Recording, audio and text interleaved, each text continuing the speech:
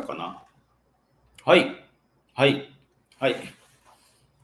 こんばんは。バドミントンの40代シニア、土井です。皆さん、いかがお過ごしでしょうか。木曜の22時。はい。ということで、今日も、通常通り配信やっていきたいと思います。よろしくお願いいたします。はい。ということで、今週の振り返りなんですけれども、今週は、7人の方に新たにチャンネル登録いただきました。どうもありがとうございます。ありがとうございます。はい。このチャンネル、国広さんすごいな。国広さん、ありがとうございます。いつもありがとうございます。国広さん。ありがとうございます。今日も国広さんから教えていただいた、酒の、割り方で今日もお酒を飲んでいきたいと思っております。はい。ということで、今週も7人の方に新たにチャンネル登録していただきました。現在のチャンネル登録者数は、572人です。この1ヶ月でだいぶいいペースでチャンネル登録の方々が増えていっております。本当ありがとうございます。このまま11月の全日本深夜に向けてまでいい感じでいけたらいいかなと思ってます。で、新たにこうチャンネル登録していただけた方には、もうなんていうかな、自分の頑張ってるバドミントンの姿を見てもらって、モチベーションになってもらえたらっていう思いと、で、そして逆に見ていただいている方は、コメント、高評価、いいねとかしていただけると、すごい自分も励みになっていきますので、お互いが励みになるような、バドミントンライフの励みになるような取り組みができたらいいかなって思ってますんで、これからもぜひよろしくお願いいたします。はい。ということで、今日のお酒なんですけれども、こうやって並んでる中から今日は、これです。これはちょっと待ってよ。ちょっとつまみにあんまり合いそうにないので、案外、これか。これでいきましょう。今日ちょっとつまみがですね、果物系なんですよ。で、本当はこれちょっと紹介したかったんですけど、これをちょっと置いといて、やっぱりハイボールですね。ブラック、ニカの、クリアじゃない方のは、そこそこ、ちょっとこう、売れはいいやつ。これと、で、つまみがなんですよ。多分こう、これだとこっちの方がいいかな。今日、バドミントン教室、初心者教室の方からいただいた、見るかな。柿です。酒にすごい、ツナ缶さん、お疲れ様です。お疲れ様です。ありがとうございます。いつも本当、見ていただいてありがとうございます。今日もまた何かあったらコメントしていってください。お願いします。で、ちょっと次なんですけど、柿ですね。柿はすごい酒と相性もいいんですけど、酔っ払いをこう、なんていうんですかね、解毒してくれるじゃないけど、そんな作用があるらしいので、今日は初心者教室の方にいただいた柿と一緒に、このハイボールで、流し込んでいきたいかなって思ってます。ちょっとこれ中に今入ってみます。で、それを国広さんから教えていただいた大丈夫だ割りで半々と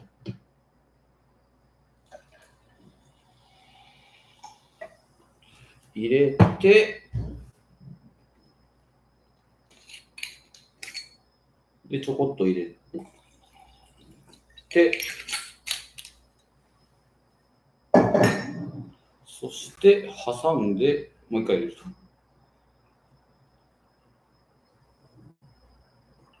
こんな感じですね。で、今日も飲みながらいっぱい語っていきたいと思います。週の中日ですね、木曜日、これからまた週末に向けて頑張っていきましょう。お互い。グッド。ありがとうございます。でこれをすると、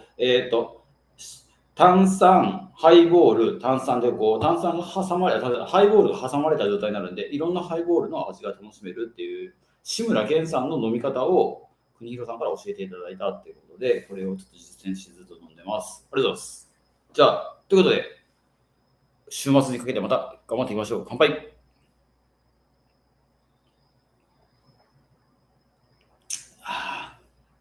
うまいですね。これやっぱ大した味が分かるわけでもないんですけど、今までこのブラックニッカのだいぶ1個安いやつぐらいのやつ使ってたんですけど、全然味がなくって、なんかよくわかんねえな、このハイボールと思ってたんですけど、こっちに変えるとだいぶ違いますね。値段も若干お高めだけど、やっぱりこっちの方が味がきて、美味しい。美味しい、おすすめです。なんかね、角杯、本当は角杯が飲みたいところもあるんですけど、角杯がね、なんか、行ってるところに全然今なくってですね、角杯買えないから、こんな感じで今やってます。これが今のところの酒ラインナップです。はい。ということで、今日の、配信のメニューです。こんな感じになります。大会の結果報告。そして44歳になりましたので、44歳になってこれからのことをちょっと語っていきます。夢とか人生論とかってことですね。で、今週の動画っていうの今回3本立てになっていきますので、ぜひ最後まで見ていただけると嬉しいです。よろしくお願いします。で、ここ置いておきます。見るかな？こっちか。はい。ということで、まず1つ目の大会結果報告になります。9月24日、日曜日、福岡県民スポーツ大会、市町村対抗の、国民体育大会の県内版みたいな感じですね。市町村対抗の部ってやつになってきて、それの自分は市町村対抗じゃなくて、公開競技の障害者の部っていう出てきました。障害者ではないんですけど、障害者の部で健常者も出ていいよっていうやつの車椅子のバドミントンの部に出ていって、今回は初のシングルスで、決勝戦に上がって準優勝勝ち取ってはないけど準優勝まで行くことができました。初です。ありがとうございます。おめでとうございますとありがとうございます。はい。車椅子の部、なかなか難しい中でも今回勝ち取ることができたのは、普段、健常者のバドミントンを、ありがとうございます。中さん、ありがとうございます。おめでとうございます。ありがとうございます。そうなんです。そうですね、なかなか車椅子を操作しながら難しいっていうところもある中で、今回初の入賞ということになりました。で、先に、こんな声があるよっていうところをちょっと言うと、健常者が障害者の中でバドミントンしたらダメやろみたいな話も結構ね、もらったりするんですよ。その日も言ってたんです。言われたとこもあったんですけど、そうなんですよ。健常者だから障害者よりも体の機能が優れてるから出たらお前ら勝つから出んなよっていう話なんですよね。そういうことをもらったりももちろんすることよくありますね。あります。で今回も準優勝したっていうところはやっぱりそう思う方もいると思うんですけどですけどねと、反論させていただきますとそもそも障害者のプレイヤーっていうのがやっぱ少ないところもあって健常者じゃあそんなん言って出なかったらどうなるのかというと大会がまず成立しないんですよね。成立しないってなると障害者の人たちがバドミントンを楽しむ機会がないのでなくなるのでそもそもそんなこと言い出したら成立しないから面白みがなくなるのでないと。で福岡県の車椅子に乗ってるプレイヤーっていうのがもう今ちょっとすっごい少なくて東京パラリンピック目指している時と2015年代から2020年代の間ぐらいだったら結構福岡県内に車椅子のバドミントンプレーヤーいたんですよ。それこそパラリンピックで金メダル取った梶原君とかもそうなんですけどいたんですよ。いたけど東京パラリンピック終わって以降は全然車椅子乗ってやってる本当の障害者のバドミントンの人っていうのが今1人しかいないんですよ。で1人しかいなくて今回県民スポーツ大会出たの6人エントリーして1人が障害者5人が健常者その中での試合なんですよ。だからその障害者に何健常者が出て優勝してから何わーわー言ってんだとか言われても一応そういう中でやってるからそれは関係ないと。だし障害者健常者がバドミントン大会出なかったら、そもそもその大会が成り立たないから、さ本当は障害者同士で争うのがいいかもしれないけど、そもそも大会が成り立たないから、やっぱり健常者の人たちも出ていって楽しむことは大切と思うんですよ。でそんな中での大会っていう風な感じです。で、プラス健常者の人たちがじゃあ障害者よりもなんか勝ってるとかって思ったりすると思うんですけど、じゃないですよ。車椅子の操作とか普段自分らしないから普通に試合したら勝てないですもんね。だって障害者の人に勝てないですよ。いい例がですね、1個あって、1回動画にも出してるんですけど、SJ リーグのもう全国的なプレイヤーが車椅子に乗りました。で、それ、この動画出した中で土井と対戦しましたっていう試合とかでも、自分は乗り慣れてるから勝つんですよね。いくら普段立ってバドミントンするの上手でも、こっちは勝つんですよ、やっぱ車椅子乗り慣れてたら。だからそのぐらいその健常者と障害者って別に健常者の方が上とかじゃなくて、乗り慣れてる障害者の方が本当はやっぱり強くって、でそこにいかに挑んでいくかっていうところがやっぱ健常者が車椅子に乗っているところの醍醐味の一つになってきます。で今回初めて車椅子のバドミントンの決勝まで行って、で決勝で戦った相手はパラバドミントンの車椅子の部の方の日本代表のコーチの人と戦って、もう全然レベルが違いがあったけど、頑張ったけども負けましたっていう大会でした。でもね、これ、ちょうど9人の人が今見ていただいてるんですけど、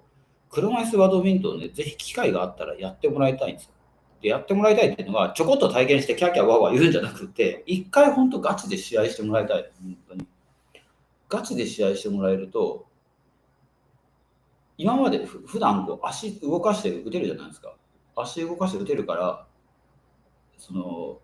なんていうの、足が動かない、車椅子の中で動けない中でプレーをして、勝つ手段を見出していくっていうところは、健常者、普段のバドミントンの中にも必ず通じるところがあるし、やってきてマイナスになることはないと思うので、一回これ本当しっかり体験っていうのをやってもらえたらいいのかなと思ってますね。自分も今回大会に出場して、毎回大会に出場して、いつも勉強になるんです。勉強になって、それを普段の健常者のバドミントンの中で活かしていくっていう、そういうサイクルでずっとやってるんですよ。決して無駄じゃないですよ。普段のバドミントンの違う景色を見るバドミントンってやっぱり大切で、いつもじゃあバドミントンダブルスばっかりしてる人も、やっぱりシングルスもやってみていいと思うし、ミックスダブルスやっていいと思うし、で車椅子持ってもやっていいと思うんですよ。やる中で、普段の自分の活躍、自分が目標としているステージの中に多分生きていることっていうのは絶対出てくるはずです。間違いないです。違う景色をたまに見ることが大切です。で自分は車椅子のバドミントンが年3回大会出てるので、そこで違う景色を見ていきながら、それを健常者の普段のバドミントンに生かして、そしてつなげてやっている感じです。で逆に今回もその大会出ていって、こんばんは、ひろともさんこんばんは、こんばんは。すみません、今こういう会話してます。パラバドミントンの今大会出てた結果の話、今やってるところです。よかったらぜひ聞いてください。はい。なんで、自分は今回、6月に引き続いて9月ですね、先週、パラバドミントンの大会に、今年2回目の大会出ていって、3回目だ、3回出ていって、その出ていきながら、普段健常者の中でバドミントンやってる中でも、車椅子のバドミントンにも生きたところもあるし、健常のバドミントンにも多分これ生きてるんだなっていうところがすごい分かることがあって、とっても良かったです、本当に。出てみたいんです。練習場所エントリーだとどうですか？ぜひ出てください。次はですね、3月ですね。3月の1日か2日かな。第1週目の日曜日、山口県の維新アリーナってところ多分あると思います。スマイルカップってやつで。宇部興産、宇部のSJ2 の選手たちも出てくれます。SJ2 の選手たちとパラバドミントンの対決できるっていう面白い企画の大会です。それに出ていったら、本当に練習場所はトトスでありますか？トトスでやってます。水曜日の夜に車椅子一応2台うち持ってるんで、練習することできます。で、やることで、ただ単に1回体験するだけじゃやっぱね、伝わんない。今やってきたけど、ただこうなんか、車椅子乗るの難しいねとか、なんかそんな感じで体験終わっちゃう感じだけど、本当に大会に1回出てもらえたら、その中で勝ちたいとかいう気持ちになってくると、そこで学ぶことがね、たくさんあるんですよ。そこをね、知ってほしい。知ってほしい。本当に勉強になるし、面白い。で、自分がですね、今日それこそ俺バドミントンどれが楽しいんだろうっていうのをちょっと考えてたんですよ。車椅子も乗って、普段健常者のバドミントンでやってて。でそうなってくると、多分一番楽しいのはやっぱり自分の今至ってるシングルスが一番楽しいんですよ。で、2番目はってなったら、自分は多分車椅子のシングルスが一番楽しい。次2番目楽しいんですよね。すごい楽しいですね、2番目が。で、3番目がってなったら、そこで車椅子のダブルスが楽しいんですよ。車椅子のダブルスっていうのは、なかなかこう、フォーメーションの切り替えとかできにくいんですよ。サイドバイとパンとかっていうのはなかなか難しい中で、ずっと大体ベースはサイドバイサイドの方がこうやって動くだけ、こうやって動くだけ。だから片方がこう狙われたりすることも結構あるんですけど、その中でのコミュニケーションとかがあったりするのが面白いんですよ。これ今ハマってます、ダブルス。で、これが今、自分の中では3番目に面白い。そっからシングル、車椅子シングル、車椅子ダブルス、そっからやっと健常者の中での種目の、多分ミックスダブルスだろう。で、最後にダンダブ。だから自分の中で男子ダブルス一番低いんですよ。楽しいのは楽しいんですけどね。やってる中で言うと、シングル、車椅子シングル、車椅子ダブルス、ミックス、ダンダブ。この順番ぐらいの楽しさです。そのぐらい車椅子のバドミントン、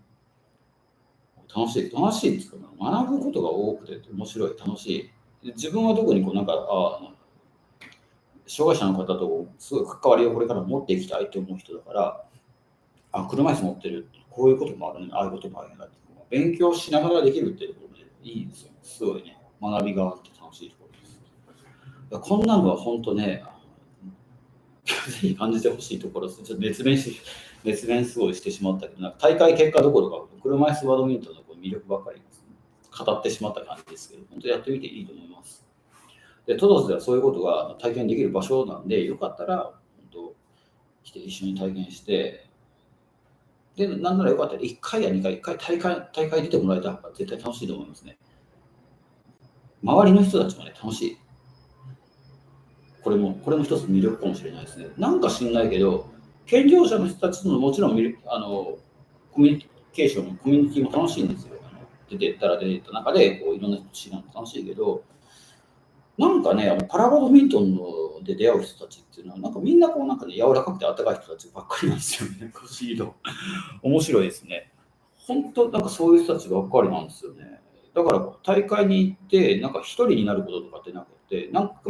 かしらみんなが声かけてくれて、声かけ合って応援し合ってみたいな感じで終わる大会になるのが、毎回パラバドミントンの楽しいところの一つ。だからこう、自分にとってはバドミントンの大会の活動の番外編っていうか、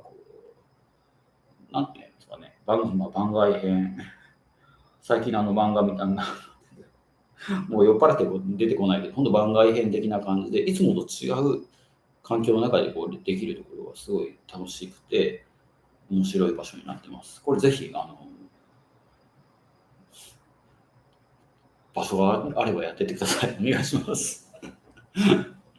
はい。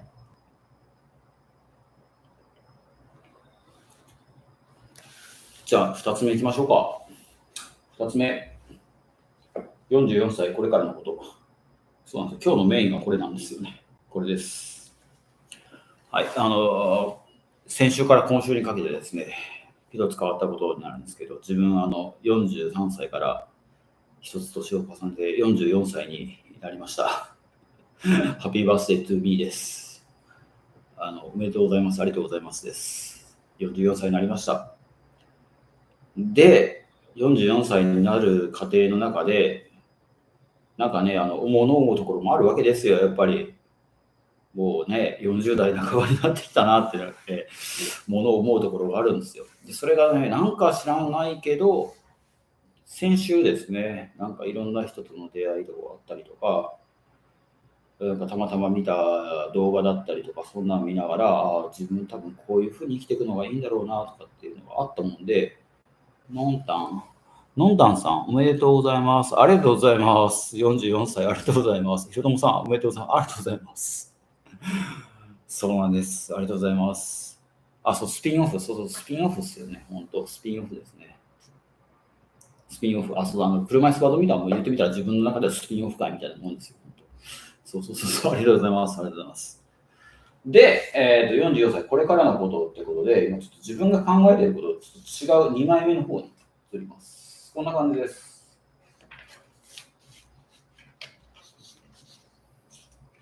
これからのことを語る前に、これからのこと、これかな。今こんな感じなんですね、考えてるのは。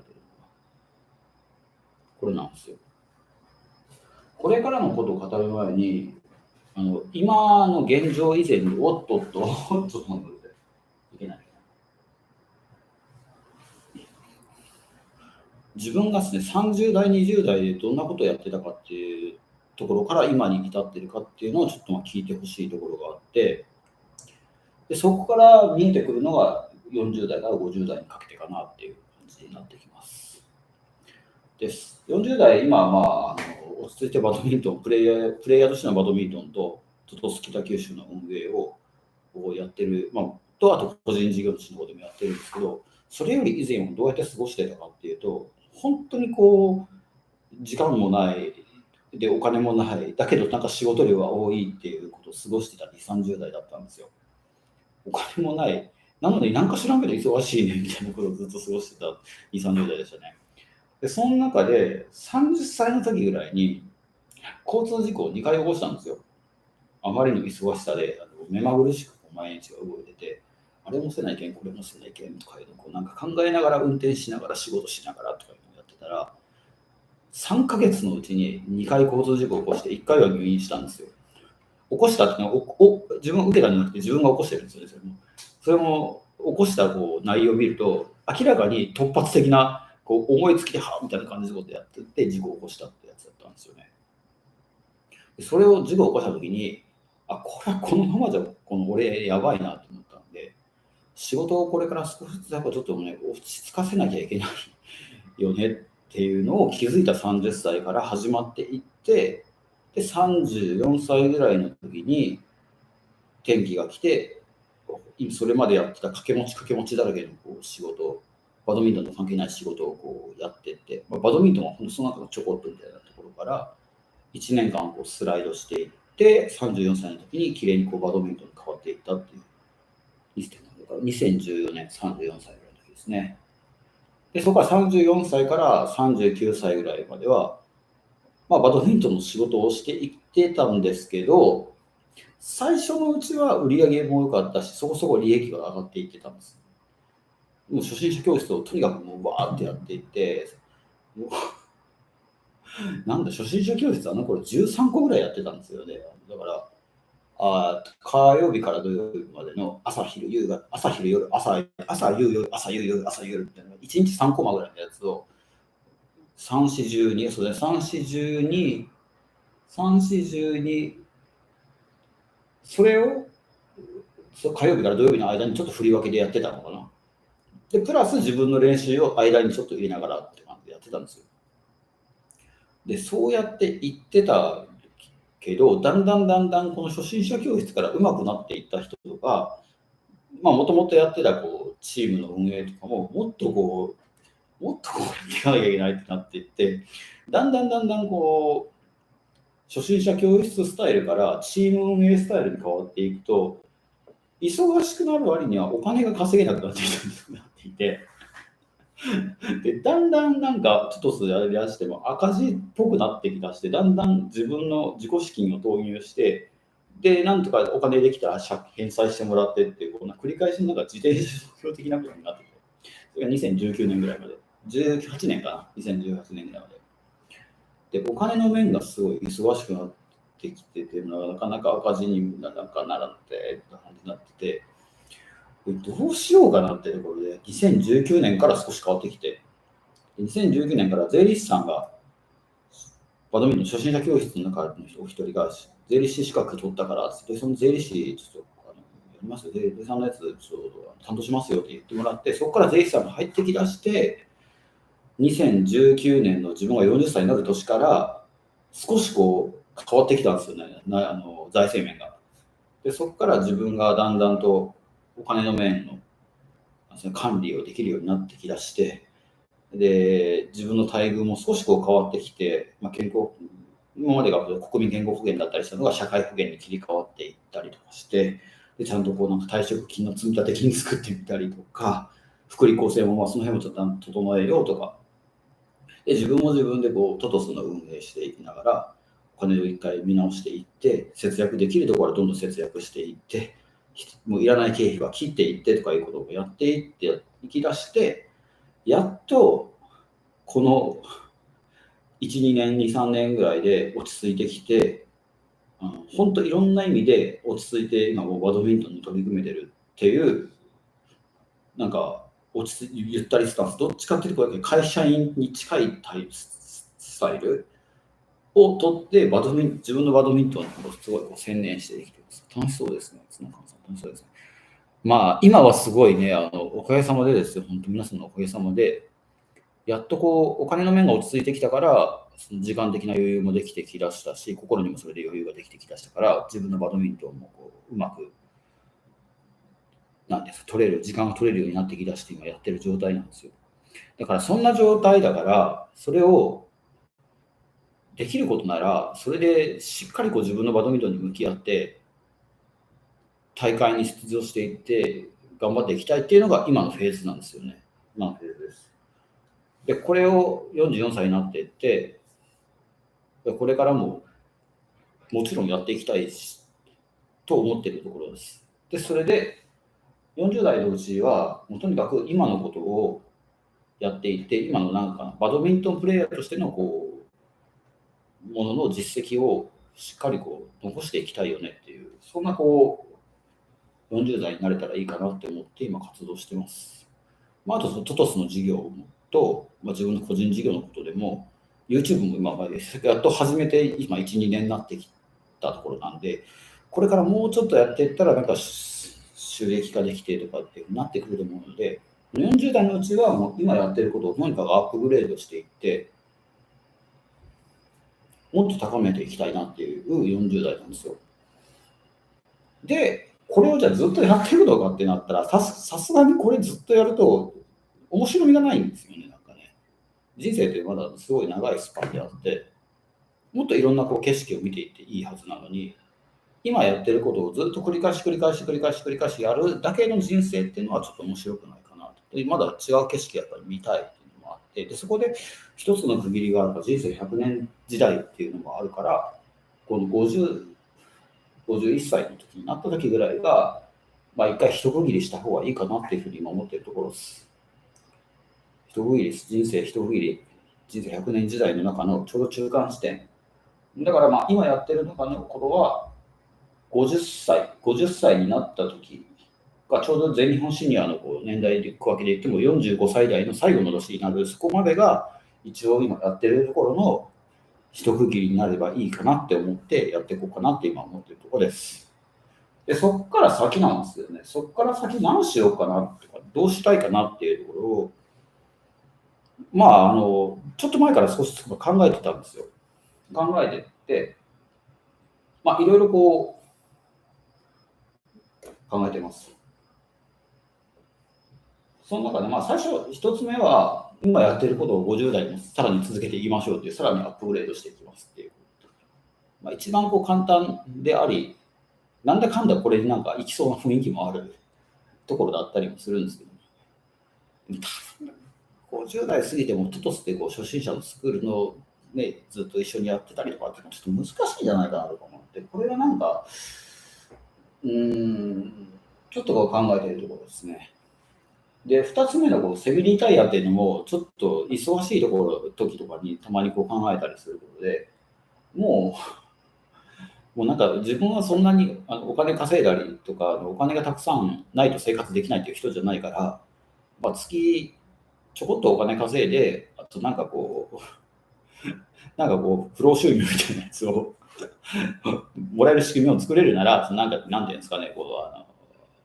投資信託とかでできるならば、もうそんなんで、もう小さくこうミニマリスト的にどっかの田舎の方に移住してゆっくり過ごすのもいいかなとかって思ったりする、そのセミリタイヤ案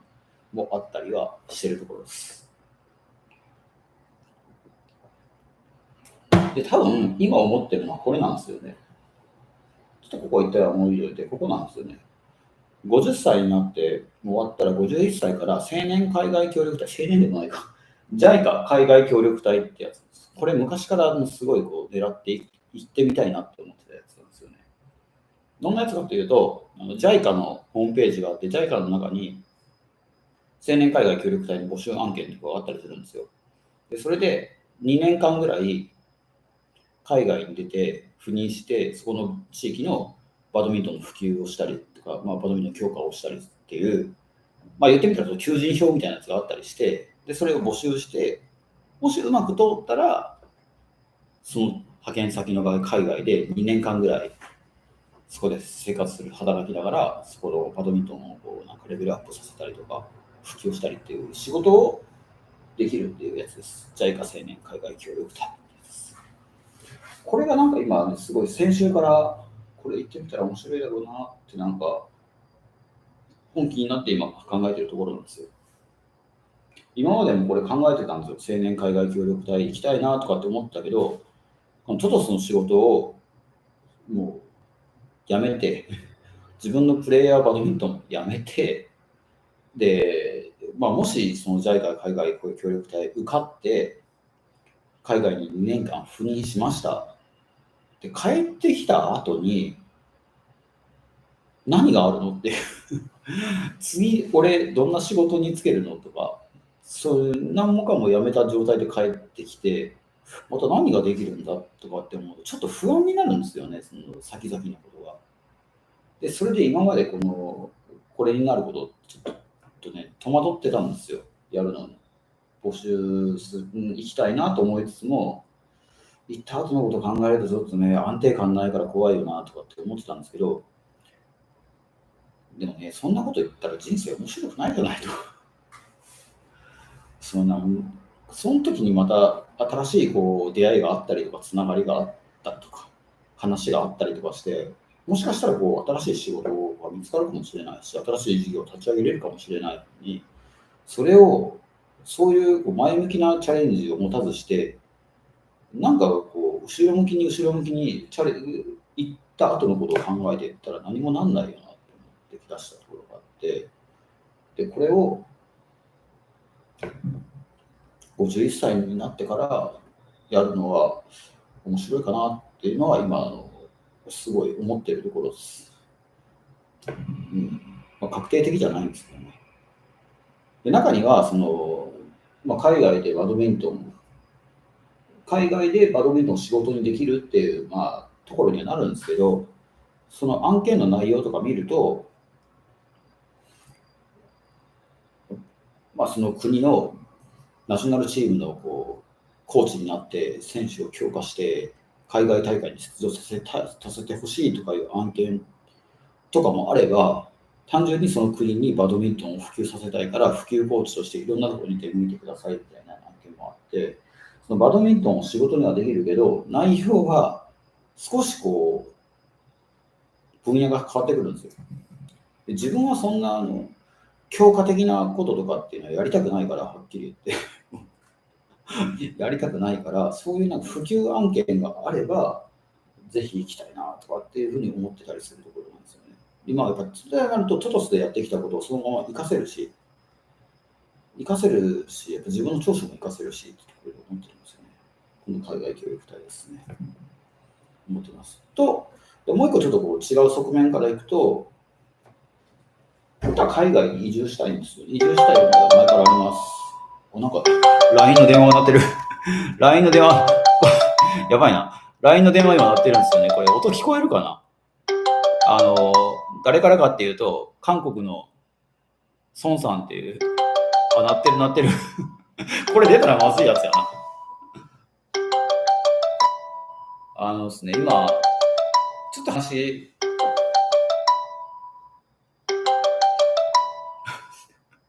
これどうしたらいいんやろ。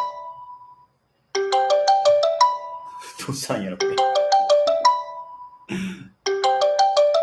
一回切りますね。ごめんね、孫さん。今電話かかってきたのは、韓国の友達の孫さんって人で、今日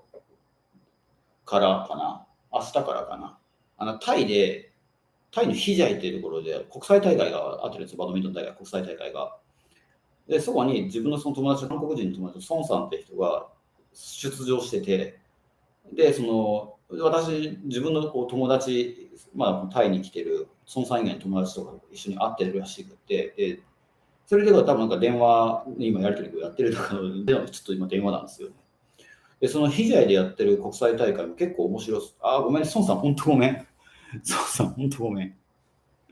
孫さん。で、そのヒジャイでやってる今国際大会も結構大きい国際大会らしくって、なんだっけ、元その各国の代表選手とかも集まってたりするみたいですよ。韓国だったら、確かイ・ヨンデさんと組んでた、ダブルス組んでたペアの人が出てたりとかするみたいですね。ヒジャイってところで今会ってるらしいです。そんな話でちょっと今 LINE の電話が今来たところでした。すみません。ちょっと戻しますね。で、海外移住をもともとこうしたい思いはあるけど、いきなり海外移住するっていうのはちょっと難しいところもあるから、でそれがあるからこそこう海外協力隊に1回行くと、研修とかでその英語を勉強することもできるし、海外に行ったらその海外の文化とかっていうのも日本との違いっていうのをこう勉強することができたりするから、これを一回かませることで海外移住がこうちょっとスムースになるかなとかっていう、自分の個人的な理由もあって、この海外協力隊を一回かませていこうっていうのを今ちょっと思ってるところなんですよ。なんで、今こそ、アップグレードしようかな、セミリタイアしようかなとか、僕なんか考えてはいるけど、多分この海外協力隊に51歳から行こうかなっていうところは結構今濃厚な感じで考えてて、それに対して今準備していこうかなってところを検討しているところになります。この感覚っていうのはね、あれなんですよ。自分高卒から3年間ぐらい会社員して、でそこからバドミントン留学で韓国に行った時と同じような感覚で、なんかそれまでと違う新しい環境に自分の身を置いて、そして新たなこうスタート切っていきたいというのがやっぱ思いであります。あの頃のバドミントン留学してた時も、バドミントン留学して、で実業団、ワンチャン入れたらいいなみたいな感じでこう自分の人生をこう変えていきたいという思いがあって海外に出ていったんですけど、でその時と同じ感覚ですね。それをあの時の韓国留学からもう今韓国留学がスタートで今の流れが実はあって、でそこはそこで一旦こう人生の中で一旦ここでジエンドっていうか最終章を迎えて、で51歳から新しいスタートを切るためにまずは海外青年協力隊に行って、そこからスタートを切っていって何かしらこう違う人生を見ていけたらいいかなっていうふうに今思っているところです。はい、だからといって多分自分はプレイヤーはやめないと思うので、やっぱプレイヤーやってる自分が楽しいし、でバドミントンの練習終わった後こうやってお酒飲むのも楽しいし、これは多分これからも続けていきたいかなと思ってます。一個もう一個書いてるけど、新事業を得ていうのも、トトス以外のなんか自分が今まで一応はこう運営者としているけど、そんな運営なんか事業家っていう感じでやってないから、一回やっぱ事業家としていろんなこう事業を作っていってみてるのも面白いかなと思って書いてるけど、これはちょっとなんか一番本当下に書いてるくらい、あんまりこう趣が少ないところかなっていうふうに思ってます。今のところこの海外協力隊、海外移住らへんが50代からの自分にとっては一番マストかなっていうふうに思ってます。なんで、この間後輩とかがちょっと冗談で言ってたけど、土井さん、もしかしたらこう、世界シニアに出るとき、違う国の選手として出たりするんじゃないですかって言ったけど、そういう風になる可能性もあるとかいうところになるかもしれないですね。逆輸入的な感じでですね、猫ひろしみたいな感じでやれても面白いのかなっていうふうに思ってます。そんな感じの今の自分の人生観です。はい。で、ちょっと話もしますね。じゃあ最後になりますね。今日の最後です。はい。で、44歳になりましたってことで、今週の動画、どんな動画になりますかってなったら、毎年年に1回、この時期にやってるトレーニング、自分の誕生日を祝してじゃないけども、年に1回やっている階段のトレーニング動画を今回は、アップするようにしております。去年も上げました。で、再生回数こそそんなに多くないんですけど、反響は一番多かった動画です。会う人からいつもあんな階段で噂先飛びとかしてるんですかとか、土井さんみたいにあんなことしなくちゃ俺もいけねえなと思いましたとか、なんかね、階段トレーニングイコール土井みたいな、うさぎ跳びイコール土井みたいなことを思っている方もちらほらいたようです。実際は年に1回しかやってないので、そんなに自分もバカじゃないけど、そんなにいつもの必死であんなことやってるわけではないということです。だけど、年1回だけでもああいう昭和式のトレーニングをやることで、なんていうんですかね、熱いものを蘇らせようみたいな、もっともっとさらにヒートアップさせようみたいな、そんな思いを、今回動画に残しました。でも編集のまだ途中なんですけど、編集してて結構今回楽しい動画になってますね。面白い。自分のリアクションが。1セット目始めたてから最後の5セット15セット目までやる中で、だんだんすごい自分のリアクションがきついリアクションに変わっていくのが見てて面白いんですよね。でそれを去年よりはもう少し柔らかくお伝えしていきながらお見せできる動画になってるんじゃないかなと思ってます。はい、ぜひこちら今週の土曜日また夜9時半にアップしていくので見ていただけたらと思っておりますのでよろしくお願いいたします。で多分来週からはまたバドミントンの動画とか今気をつけてやってる動画もいろいろあるので気をつけてやってる練習とかもあるのでそんなところとかも出していけたらいいかなと思ってますんでぜひ見ていただけたらと思ってます。はい、ということで、今週も、大体30分から40分の間ですね、だらだらと語っていきました。なんかありがたいことに、今回コメントもいつもより若干多めな感じですよね。ありがたいですね。本当いただくことができました。ありがとうございました。そうやってちょっとでもいいんでコメントいただけると嬉しいし、ないならないでも全然こうやってだらだら喋っていきながら、自分のやってきたこととかを出していきながら喋っていくようになりますんで、ぜひこれからも聞いてみていただけたら嬉しいです。はい。ということで、今週残り金曜日と土曜日ですか。9月もこれで終わりです。まだまだ暑い日続きます。夏ですね。こっち福岡県は全然まだ夏の勢いで汗だらだらかきながらやってます。夏が続くっていうのもなかなかいいじゃないですか。ですね。全日本シニアまで残り2ヶ月になりました。その中で今週は北九州市の年齢別大会もあったりとか、多分各地で他まだバドミントン大会ある人もいると思います。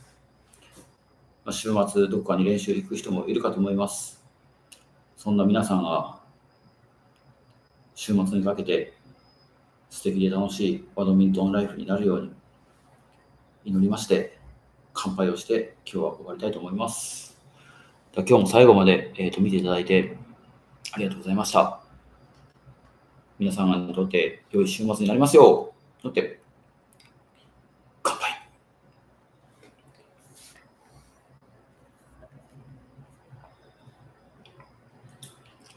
ではどうもありがとうございました。